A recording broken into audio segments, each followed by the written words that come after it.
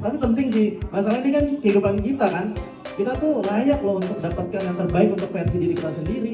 Jadi kita juga harus milih teman yang layak juga buat kita, ya kan? Super sekali. Kalau seandainya dia mau jadi teman aku akan bangun jembatan, kasih pertanyaan yang sebenarnya kita mau jawaban dia. Jadi dari situ kita tahu karakter orangnya kayak gimana. Simple sebenarnya. Tim Wellbeing untuk jadi narasumber, akhirnya diputuskanlah 2 orang yang kami pilih untuk menjadi narasumber. Kebalik. Nah, 1, 2, 3. Oke, jadi hari ini kan kita mau ngebahas soal friendship ya. Oke. Mungkin pertama-tama sebelum kita ngebahas lebih jauh tentang friendship, kayak apa sih makna friendship itu sendiri buat kamu? Oke, kalau untuk friendship atau pertemanan itu sebenarnya kita sebagai manusia, makhluk sosial butuh yang namanya teman.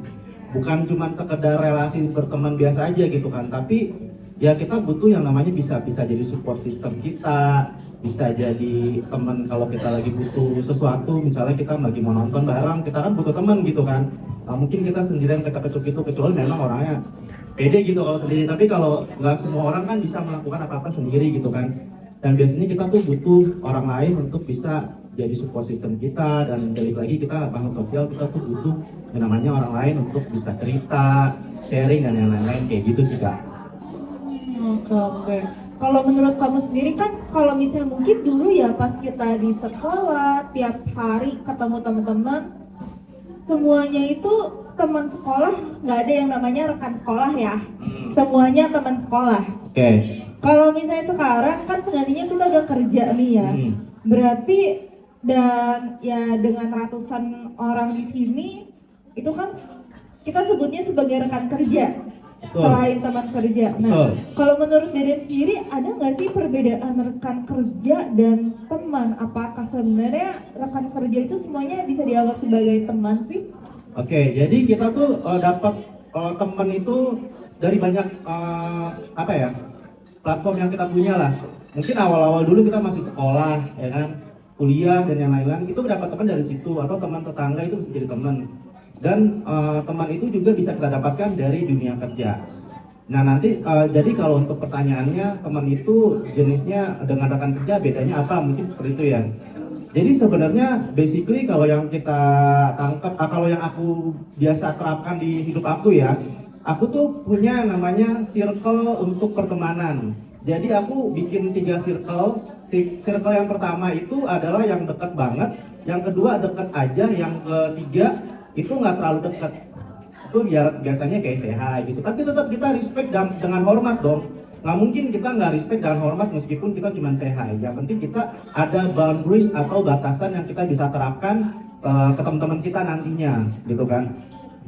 Dan kalau seandainya kita di dunia kerja, kita tuh pasti punya semua rekan kerja. Tapi kalau untuk pribadi saya, rekan kerja itu tidak bisa dijadikan teman. Kenapa? Wah, rekan kerja, mana rekan kerjanya Deden? Katanya belum tentu semua rekan kerja bisa dijadikan teman. Betul Coba banget. kita dengar, kenapa sih? Penasaran nggak kenapa? Oke, jadi gini, meskipun rekan kerja, kita kan masuk ke dunia kerja, itu masuk ke dalam suatu platform industri atau dari perusahaan kan. Kita mau nggak mau berteman sama mereka secara nggak langsung, karena kita dari perusahaan. Dan kita masuk otomatis jadi rekan kerja kita. Tapi kalau menurut aku, antara rekan kerja dan teman itu beda. Kalau rekan kerja, kita memang secara profesional dituntut bagaimana kita memiliki rekan kerja dan yang lain-lain. Kalau teman itu kan lebih ke masuk circle yang beda lagi kalau menurut aku. Nah, jadi aku bilang rekan kerja itu bukan tidak harus selalu menjadi teman kita, tapi tetap kita respect dan hormat sesuai dengan apa peraturan dari perusahaan itu. Gitu, tetap kita respect, hormat dan lain-lain, tapi tetap mereka rekan kerja kita. Tapi bukan berarti mereka belum tentu jadi teman kita. Gitu. Karena teman itu udah jatuhnya beda, masuk ke circle yang lain sih menurut aku Kak. Emang kalau misalnya teman itu masuk ke circle-nya gimana sih? Oke, kalau yang dari rekan kerja gitu terus jadi teman gitu. Oke, good question sih sebenarnya. Ini yang biasa aku terapkan ya.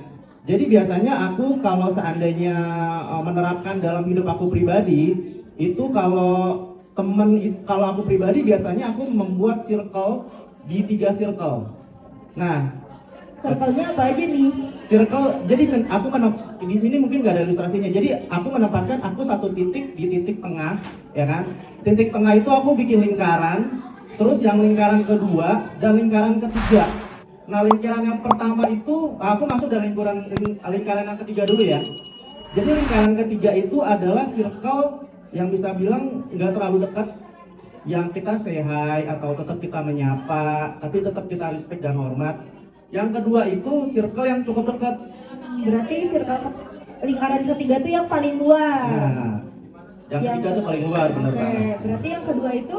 Yang kedua itu yang lumayan dekat, yang kira-kira udah kenal berapa bulan, berapa tahun lah mungkin bisa bilang seperti itu. Dan circle yang terakhir itu circle yang paling awal, yang paling dekat banget, yang dekat sama titik itu, yang jelas itu aku yang di titik itu ya. Itu circle yang bisa dibilang sahabat, yang udah tahu banget aku, tahu banget kita, yang bisa dibilang juga udah berpuluh-puluh tahun kali temenan gitu kan. Ternyata dari SMA masih connect nih, masih temenan. Itu mungkin jatuhnya kayak sahabat kayak gitu. Jadi jatuhnya yang paling inner itu sahabat, yang kedua teman-teman. Yang mungkin kedekatannya nggak sampai 100% gitu, kayak cuman 60% gitu. Berarti kalau yang paling luar itu kayak ya acquaintance kayaknya, Iya. kenalan orang yang kebetulan kita kenal, Betul. berrelasi, Betul banget. tapi masih belum termasuk teman ya. Belum, karena ya baik lagi sebenarnya teman kita butuh teman banget, tapi kita tuh nggak boleh sembarangan pilih teman. Mungkin nanti di next question bisa still. Tapi kalau misalnya kayak gitu, gimana sih caranya biar rekan kerja ini bisa menyeberang jembatan dan menjadi teman untuk seorang leader? Oke, jadi tadi kan aku bilang rekan kerja itu nggak bisa selalu dijadikan teman. Biasanya kalau aku udah masuk ke dunia kerja, itu akan ada circle beda lagi. Jadi ini kan aku udah punya 3 circle untuk aku di sini, dan aku punya circle beda lagi, itu rekan kerja aku. Aku tetap respect, hormat, dan apalah sesuai kita profesional kerja gitu kan. Nah, kalau seandainya dia mau jadi teman aku akan bangun jembatan di antara circle yang bulat yang awal, yang sebelah kiri, masuk ke jembatan ke circle sebelah kanan yang nantinya akan menjadi teman dan rekan sahabat aku. Itu juga berdasarkan seleksi kalau memang aku memang nyaman banget sama dia gitu. Jadi berdasarkan seringnya interaksi dan kenyamanan gitu ya. Kenyamanan, dan kita kan juga pasti punya intuisi dan feeling kalau kayak bisa nih gitu jadi teman dekat atau sahabat kayak gitu. Jadi kayak kita vibe check dulu ya di awal, kayak oh ini kayaknya bisa nyebrang nih, atau kayaknya oh yaudah stay jadi rekan kerja aja. Stay rekan kerja aja, tapi kita tetap respect dan hormat sama orang tersebut sesuai dengan profesional kerja kita. Terus kalau misalnya kita pengen nih untuk menjadi seorang kayak bisa teman, membangun kedekatan pertemanan lebih lanjut, gimana sih caranya biar kita bisa untuk lebih membangun pertemanan, kedekatan, atau bahkan bisa menyeberang tadi dari rekan kerja menjadi seorang teman? Oke, kalau seandainya kita mau tahu dia seberapa bisa jadi teman kita atau enggaknya, kita bisa memulai dengan cara berkoneksi dengan dia, berbicara, memulai conversation yang dari yang kecil-kecil gitu kan. Seberapa bisa kita mendapatkan perhatian dari dia. Contohnya, respect gak nih dia sama kita, ada gak rasa penghormatan sama kita, atau dikit-dikit curhat atau kayak gimana gitu. Kalau seandainya kita sebagai manusia yang sudah dewasa, yang sudah bisa merasakan intuisi dan feeling kalau gue bisa nih koneksi sama dia, ada nih koneksi gue sama dia gitu, berarti kita bisa build untuk pertemanan itu sendiri, bisa ngebangun karena chemistry-nya dapet, koneksinya dapet gitu kan. Jadi oh bisa nih jadi teman, dari situ bisa masuk ke circle atau nyebrang ke circle kita gitu, menurut aku kayak gitu. Kalau misalnya sebaliknya kita sendiri, kalau misalnya pertemanan kan sebuah hubungan yang timbal balik nih. Kayak kira-kira gimana sih caranya kita tuh bisa menjadi seorang teman yang baik, teman yang suportif untuk teman-teman kita? Oke, kalau untuk bisa menjadi teman yang baik dan teman yang suportif itu penting banget kita mengetahui situasi. Kalau contohnya gini deh, kita ambil contoh aja kalau seandainya ada teman yang curhat. Sebagai teman yang baik itu kita layaknya mendengarkan. Kalau seandainya kita sudah mendengarkan, memberikan perhatian sama mereka ya teman-teman kita itu, itu kita akan mendapatkan nilai plus dari mereka, karena basically mereka tuh cuma pengen didengerin curhatan mereka. Kita sebagai teman yang baik ya otomatis kita mendengarkan aja dulu gitu kan. Kalau memang kita bisa bantu, kita bisa kasih masukan, kasih. Kalau kita tidak bisa kasih masukan, ya mungkin kita cukup mendengarkan aja, tapi jangan sampai salah ngasih masukan juga kalau kita belum bisa memberikan masukan untuk mereka gitu. Jadi kita berusaha untuk menyesuaikan kondisi, menyesuaikan keadaan, dan coba untuk mengerti ya kira-kira dukungan apa sih yang teman kita butuhkan. Iya betul. Dan kita sebagai untuk teman yang saling mensupport teman lain, kita bukan cuma mendengarkan aja, tapi kita juga memberikan kebebasan untuk teman kita. Misalnya dia pengen sekolah di luar negeri, atau memang dia pengen punya cita-cita yang ingin dia capai gitu kan. Kita tuh memberikan kebebasan mereka untuk memilih dalam hal berpikir, dalam hal berteman, dalam hal apapun. Jadi kalau seandainya mereka memiliki pola pikir yang kayaknya iya bagus nih, kita support aja. Kalau memang menurut kita secara sadar enggak kayak gitu, kita bisa bilang. Tapi kalau memang itu baik, ya udah kita support aja, jangan meng-cut apa yang dia ingin capai. Gitu aja. Jadi maksudnya lebih ke arah menjadi teman tuh kita mendukung cita-cita, harapan teman-teman kita ya. Support, pokoknya mereka all in support mereka gitu. Oke. Nah kalau misalnya kayak gitu juga nih, sekarang kan maksudnya pandangan pikiran teman-teman atau orang-orang di sekitar kita kan bisa beda-beda dan mungkin nggak sejalan buat kita. Nah kalau menurut kamu, apakah semuanya itu perlu kita support, kita tetap jadi teman, atau emang apa kita tuh agak perlu milih-milih juga nih yang kita jadiin teman buat kita? Yap, jadi gini, sesuai dengan informasi yang aku informasikan di awal ya, kalau kita tuh punya yang namanya circle. Jadi lingkaran yang kita masukkan itu adalah teman-teman yang memang bisa terkoneksi dengan kita dengan baik, ya kan? Nah, untuk pilih-pilih teman itu harus zaman sekarang. Nggak pilih-pilih teman, apalagi kita memang sembarangan berteman, otomatis kita akan terjerumus. Karena teman itu penting sih, bukan cuma sekedar sebagai manusia yang butuh makhluk sosial yang lain-lainnya, tapi sebenarnya teman itu bisa membantu kita berkembang. Itu penting banget kalau menurut aku.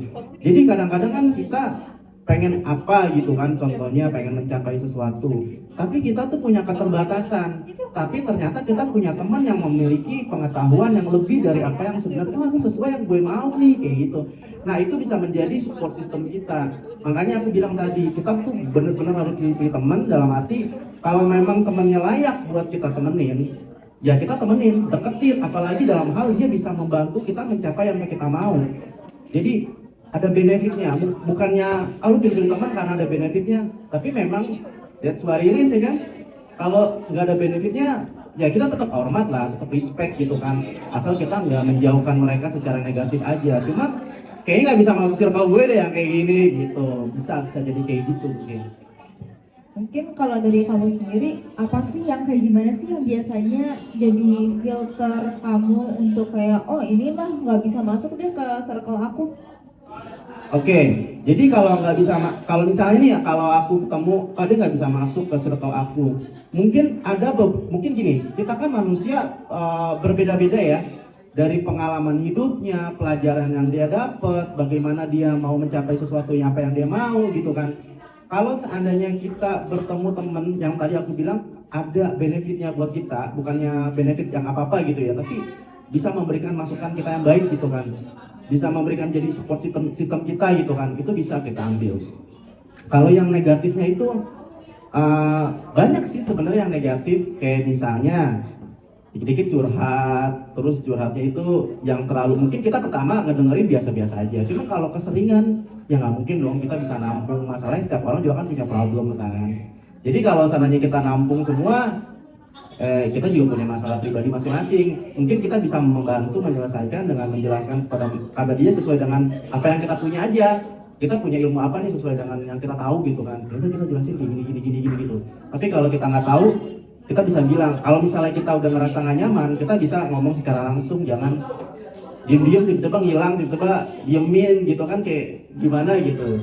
Jadi lebih baik kalau memang ada sesuatu yang tidak nyaman, sesuatu yang tidak ingin ngerasa kayak udah ngeganggu boundaries kita nih. Kita kan punya boundaries kan, atau punya batasan. Batasan kita diganggu nih, kita ngomong baik-baik. Lu udah gue nggak bisa kayak gini-gini, gue nggak mau kayak gini-gini, tapi dengan sopan. Kalau seandainya kita diem-diem ngilang, kita juga salah. Jadi kita lebih baik ngomong kayak gitu. Apapun harus dibicarakan. Iya sih, emang sebenarnya emang kalau misalnya apa lebih enak kalau diomongin ya. Cuman kadang-kadang tuh yang kita masih punya budaya nggak enakan untuk ngomong atau menjaga perasaan. Gimana sih nge-balance untuk membuat boundaries buat diri kita sendiri sambil tetap bisa ngomong gitu. Oke. Untuk maintain dua-duanya gitu, keseimbangan di antara keduanya.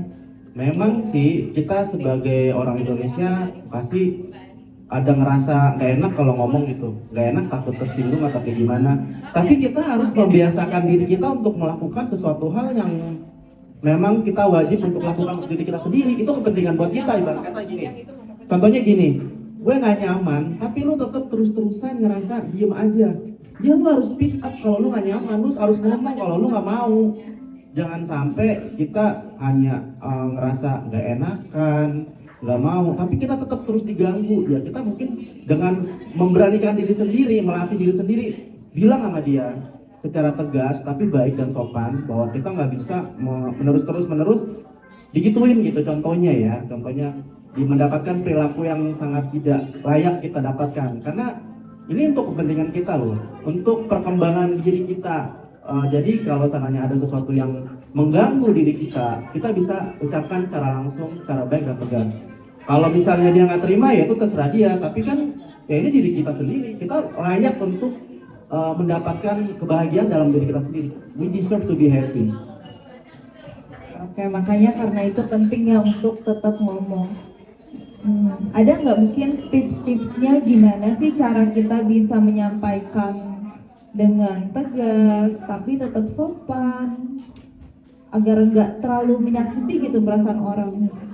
Oke, memang sih aku juga nggak langsung bisa dengan segitunya ngomong sama orang. Kalau seandainya aku juga ada tahapan, ada proses, ada pembelajaran diri sendiri untuk bisa berani ngomong kalau enggak. Karena susah memang kalau kita ngomong enggak gitu. Enggak segampang itu memang. Aku juga belajar dari buku, dari podcast atau mungkin dari hal-hal dari internet lah. Biasanya kita tuh bisa melihat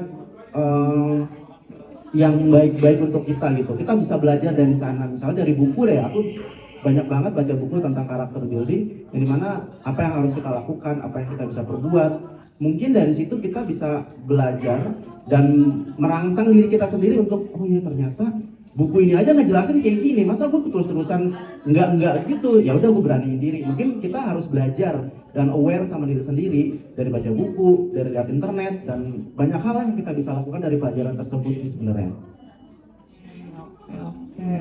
Ada nggak mungkin mau pengalaman pernah melakukan hal itu dan dapat respon yang nggak menyenangkan gitu? Gimana cara ngadepinnya? Kan belum tentu setiap kali kita ngomong responnya, maksudnya kadang kita udah berusaha untuk ngomong dengan sopan, dengan baik, walaupun tegas, tapi nggak tentu setiap orang tuh bisa menerimanya gitu.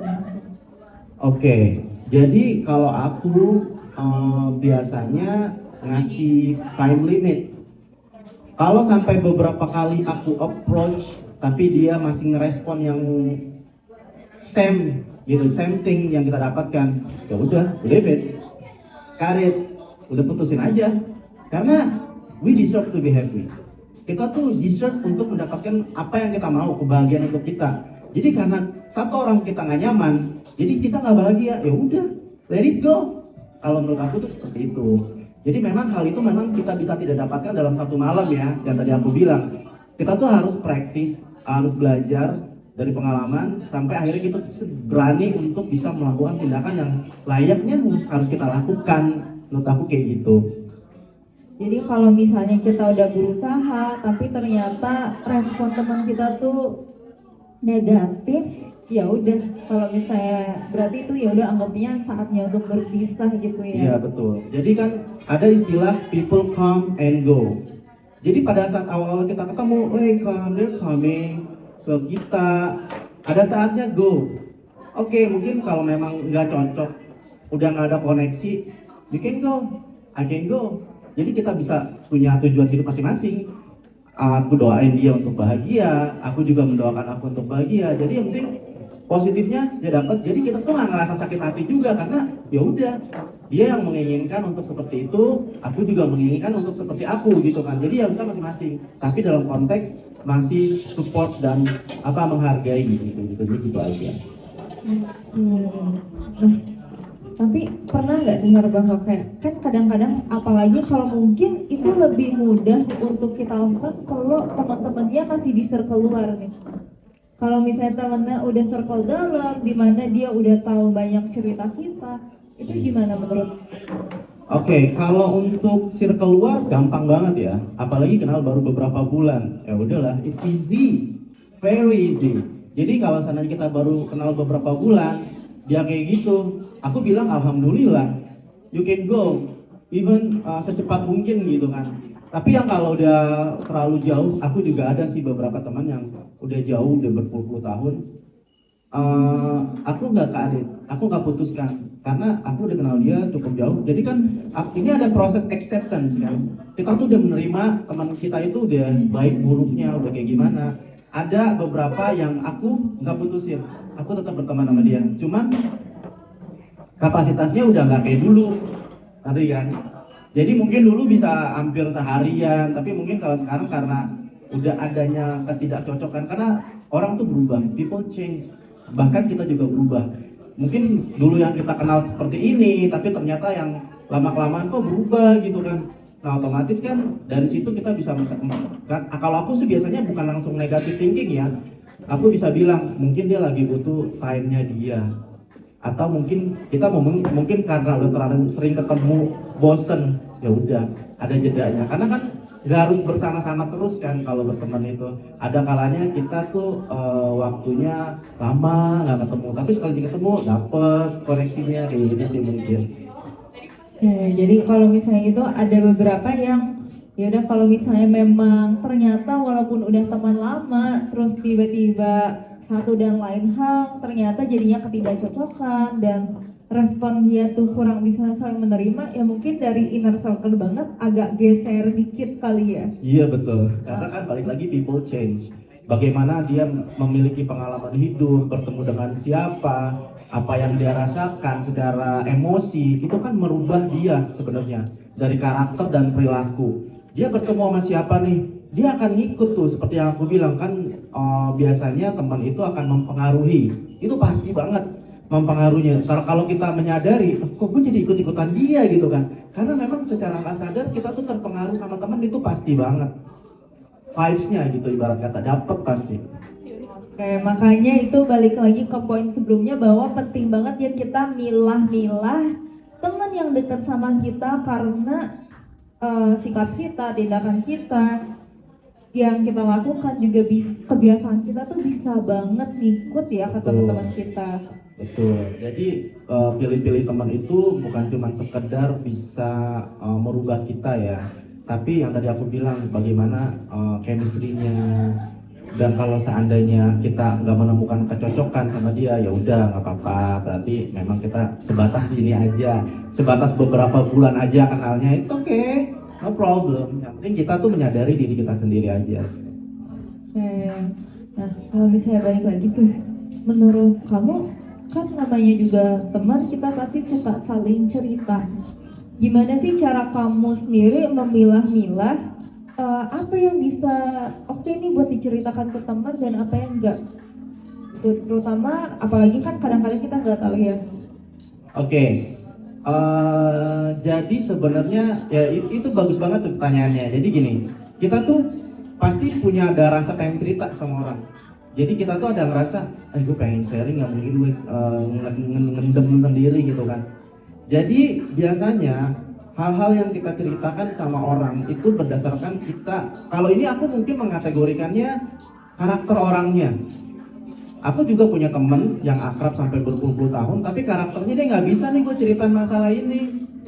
Jadi biasanya aku ada, tapi itu nggak dikit teman-teman yang kayak gitu, dikit banget. Aku tuh kayak cuman punya 2 gitu kan. Cuman sayangnya dia lagi nggak di Indonesia, dia lagi di Korea kebetulan. Jadi tapi kita masih suka hubungan, kita chat gitu sama dia. Itu kalau aku cerita tentang personal life yang even deeper, itu biasanya aku sama dia. Itu sama dia. Jadi kalau kita mau cerita jangan asal sembarangan cerita, asal jangan kita udah deket sama dia cerita, tapi kita lebih ngelihat karakternya dia. Karena kalau kita cerita, kita pasti udah bisa merasakan atau bisa tahu nih pasti jawaban dia apa, ya kan? Gue cerita nih, kira-kira jawaban dia mah kagak bakal bisa support gue atau kayak gini-gini gitu kan.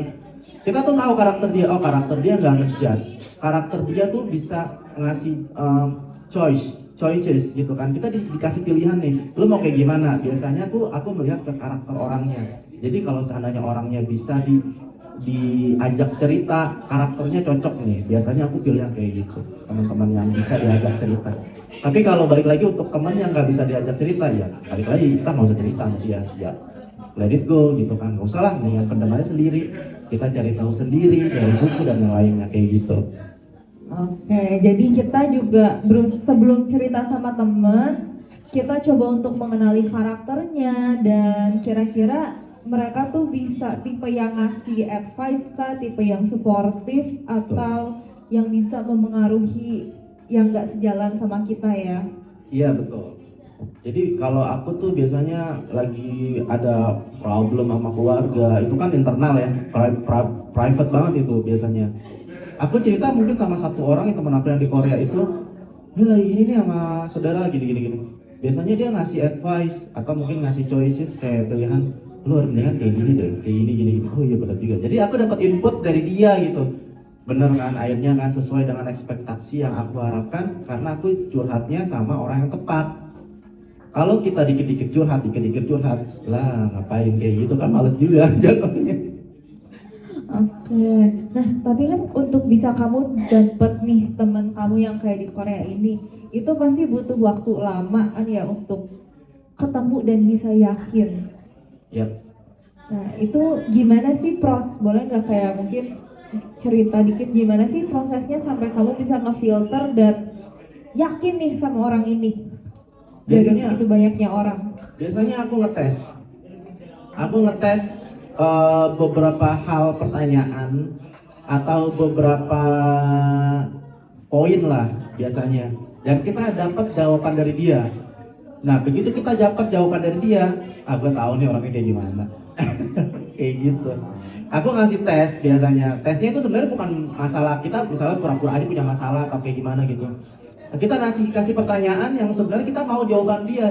Jadi dari situ kita tahu karakter orangnya kayak gimana. Simple sebenarnya. Jadi kayak misalnya, contohnya saya juga sih ya. Misalnya masalah keuangan, contohnya, gue lah nggak punya duit gini.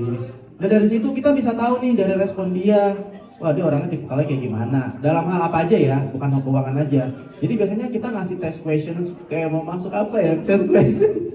Jadi kita ngasih pertanyaan yang ngetes buat kita tahu karakter orangnya kayak gimana, cocoknya masuk ke lingkaran teman yang mana.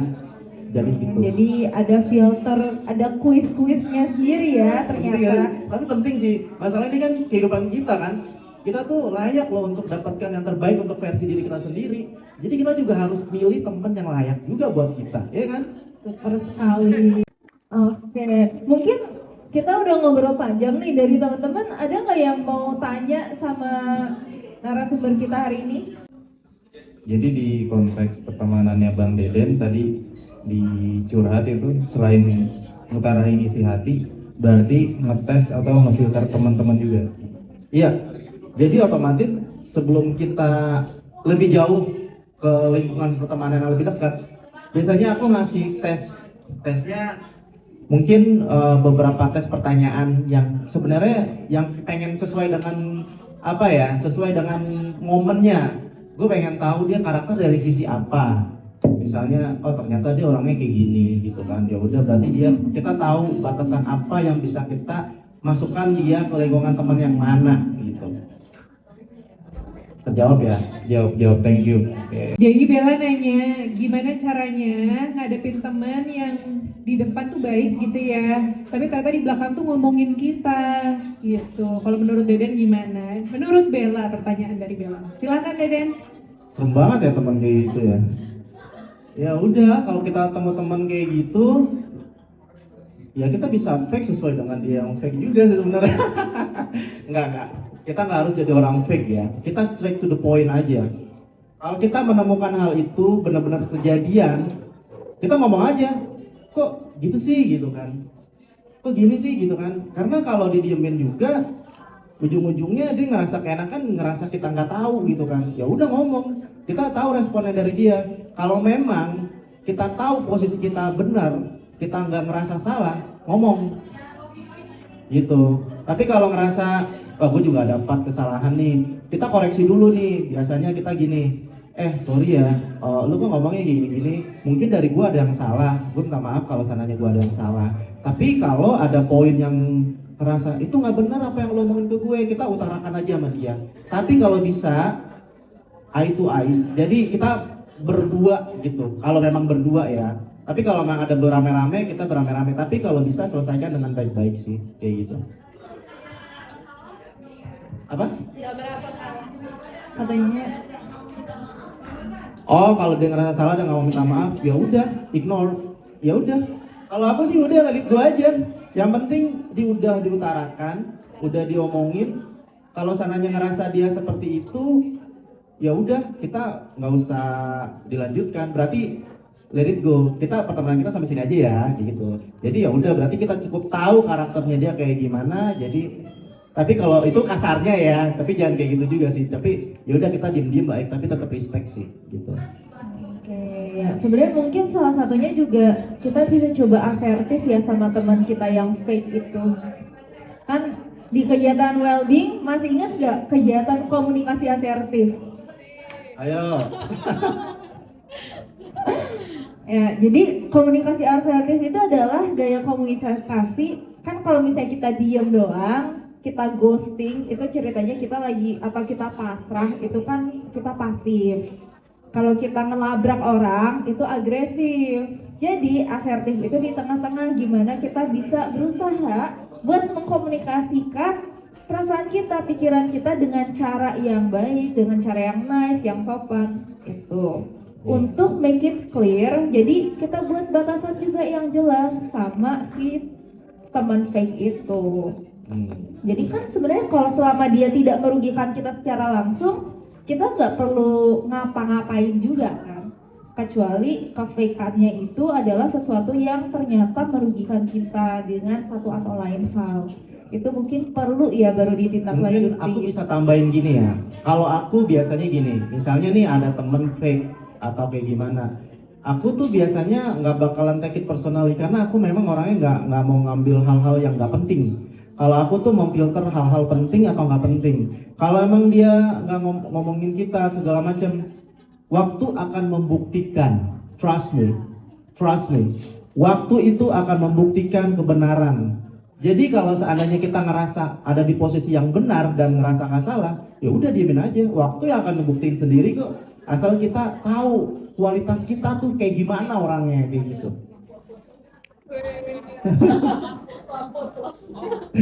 Kayak gitu sih sebenarnya. Oke. Gimana Bella? Sudah terjawab? Oke. Yang lain gimana? Ada pertanyaan lain? Oke, kalau kayak gitu kayaknya untuk saat ini mungkin pembahasannya terlalu jelas, jadi belum ada yang dipertanyakan. Maaf ya kalau terlalu berat. Terlalu jelas sih. Oh terlalu jelas. Oh sorry kirain terlalu berat. sorry. Oke. Kan kalau misalnya kayak gitu kan tadi ngebahas soal teman yang fake ya. Kalau dari Deden sendiri ada nggak tips-tips untuk gimana sih kita mengenali orang teman-teman yang fake ataupun enggak? Biasanya kalau kayak gitu kita tuh sebenarnya punya intuisi sih, sebenarnya udah tahu gitu kan. Kalau fake itu biasanya depan lain belakang lain. Itu sering banget kayak gitu Di tuh. belakangnya kita nggak tahu nih. Itu. Kira-kira apa sih, ada nggak cara kamu sendiri untuk bisa memfilter nih perbedaan teman-teman yang fake sama yang enggak? Biasanya kalau aku memfilter, ya untungnya aku udah punya prinsip yang membuat lingkaran itu ya. Itu salah satu teknik yang baik yang bisa kita lakukan. Jadi sebelum kita merangkul semua temen kita, biasanya kita masukkan mereka di circle terluar dulu. Jadi sebenarnya yang mungkin yang aku bisa kasih tips yang circle itu kali ya. Jadi balik lagi, kita tuh harus punya circle atau apa ya, kabinet atau apa sih, pokoknya intinya kita tuh punya boundaries.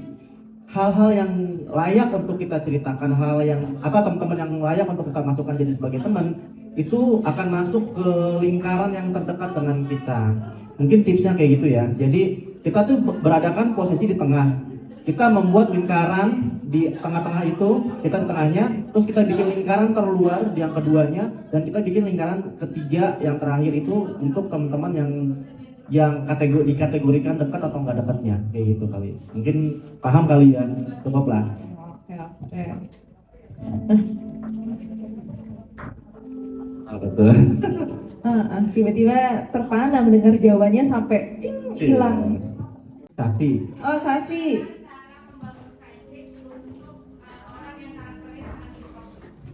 Wow.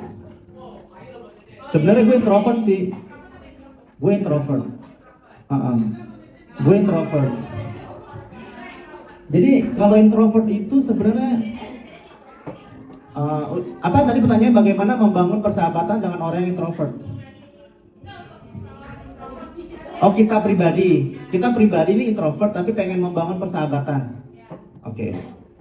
Jadi kalau introvert itu kan agak tertutup ya. Tapi untungnya kalau aku introvert tapi akan jadi extrovert dengan tanpa sadarnya gitu. Kalau seandainya udah ketemu itu jadinya ambivert ya. Ya gak sih, bener gak sih kata psikolog tuh? Sebenarnya kalau misalnya introvert dan extrovert kan lebih ke arah energi sih ya. Energi. Dan kadang-kadang tuh yang suka disalahpahami adalah orang yang ada ekstrovert yang pemalu, jadi kesannya kayak introvert. Padahal sebenarnya dia ekstrovert, kayak dia lebih ngerasa energized, lebih ngerasa rechargingnya pas sama orang-orang. Cuma karena pemalu, jadi pas dia di tempat yang rame jadi ngerasa tegang, ngerasa cemas, jadinya draining. Padahal sebenarnya mah ekstrovert aja. Ketika kecemasannya itu bisa di overcome, baru deh baru ke reveal bahwa oh ini sebenarnya ekstrovert itu. Oh, berarti tergantung sikon ya? Iya gak sih? Tergantung, kayak anggapannya kan kalau ekstrovert introvert adalah sebuah spektrum. Nah, lebih banyak tuh yang di tengah-tengah sini. Lebih jarang ketemu yang introvert banget apa yang ekstrovert banget. Makanya si ambivert ini yang jauh lebih banyak. Mungkin itu lebih ke sikon ya. Misalnya kita lagi sama teman-teman yang nggak se-vibe sama kita, itu tuh akan nggak enak, malu, itu jatuhnya dibilangnya introvert gitu kali ya. Iya, jadi kayak istilah yang populer banyak yang digunakan tidak tepat sesuai maknanya. Oke. Jadi kalau penalaran secara energi nih, secara psikolog nih, katanya itu jatuhnya ke energi ya kak? Ya kak? Iya. Oh, jadi tergantung sebenarnya kalau untuk introvert atau extrovert tuh tergantung lu nyamannya. Kalau lu ketemu teman-teman yang ngerasa cocok, ngerasa oke-oke aja, ya lu bakal jadi extrovert di situ. Nggak jelas gitu kan. Sebenarnya bukan jadi extrovert ya, jadi nyaman bersama teman-teman. Cuma mungkin untuk tips-tips teman-teman introvert adalah karena kan kalau sama teman rame-rame itu kita draining banget nggak sih? Butuh habis itu waktu sendiri buat diri kita sendiri. Jadi harus ada balance. Habis main sama teman ya kita emang manage buat punya waktu sendiri untuk recharging lagi. Terus baru main lagi. Bukan berarti kalau introvert kita langsung ya udah hidup di dunia sendiri, nggak gitu juga. Dan bukan berarti introvert yang lagi main sama teman berubah jadi extrovert, nggak juga. Oke, mungkin gini jawabannya. Jadi kalau lu mau ngebangun ngebangun persahabatan karena lu seorang introvert, balik lagi lu nyamannya sama siapa, intinya gitu ya. Kalau lu ngerasa nyaman sama misalnya nyaman sama beberapa orang yang ngerasa lu stroke sama mereka, ya berarti lu bisa bangun kedekatan, keakraban dan keintiman sama mereka gitu. Sesuai dengan kenyamanan lu. Kalau jadi balik lagi, kalau lu nyamannya sama beberapa orang yang ngerasa lu nggak nyaman, lu bisa bangun persahabatan di situ. Tapi balik lagi ya, nyaman nggak nyamannya ya. Mungkin biasanya kalau introvert itu sering kali membangun persahabatannya tuh kualitas. Orang-orangnya dikit tapi relationship-nya tuh dalam. Iya benar. Karena capek maintain kalau terlalu banyak orang, energinya nggak cukup. Benar. Gimana Safi? Sudah terjawab? Oke. Thank you. Mau nanya sebelahnya? Satu pertanyaan terakhir nih, kesempatan satu pertanyaan terakhir. Oke, Ini. mau nanya. Oke, ini. Apa? Mau pakai mic nggak? Atau oke. Majuan aja, majuan.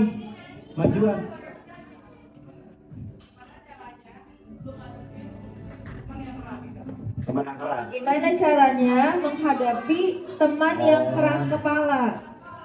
Teman yang keras, sebenarnya gue juga keras kepala sih. Keras kepala itu sebenarnya beda sih sebenarnya, kalau tergantung dia ambisius atau enggaknya gitu, mungkin gitu gak sih ya? Ambisi keras kepalanya kayak gimana dulu nih? Keras apapun. Mungkin maksudnya kayak bebal kali ya, kalau misalnya diomongin tuh kayak ngeyel mulu kerjaannya. Oke, mungkin kalau kita ini orang dibilang dablok gitu, nggak paham gitu ya, kayak gitu. Jadi Betawi gue keluar deh. Jadi mungkin kalau kita ketemu teman yang dablok misalnya dibilangin berkali-kali nggak ngerti-ngerti gitu kan, ya ada dua pilihan sih. Kalau lu merasa kasihan dan ngerasa peduli sama dia, lu akan selalu ngingetin dia. Itu yang pertama. Yang kedua, kalau lu nggak nyaman, lu ngomong sekali tapi keras, lebih ke tegas. Kalau lu gini, kalau memang dia nggak bisa juga udah. Yang penting lu udah menyampaikan beberapa kali. Itu sih choicesnya, pilihannya. Jadi ada dua pilihan. Yang pertama, kalau seandainya lu ngerasa kasihan, ngerasa peduli sama dia, lu bakalan akan selalu ngingetin dia. Gitu. Tapi kalau yang kedua, kalau misalnya nih, kalau gue biasanya 3 kali nih ngasih kesempatan, gue udah ngasih penjelasan nih, misalnya sekali, 2 kali, 3 kali itu yang bener-bener tegas banget, yang ngasih kalau bukti, misalnya nih, bukti kalau lu begini tuh begini gitu kan, itu udah biasanya kalau udah nggak bisa juga udahlah, serah dia, hidup dia gitu. Pokoknya kita udah kasih penjelasan aja dulu. Oke, jadi ya sudah terjawab? Hah?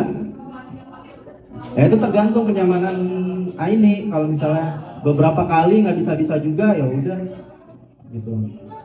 Oke, sudah terjawab?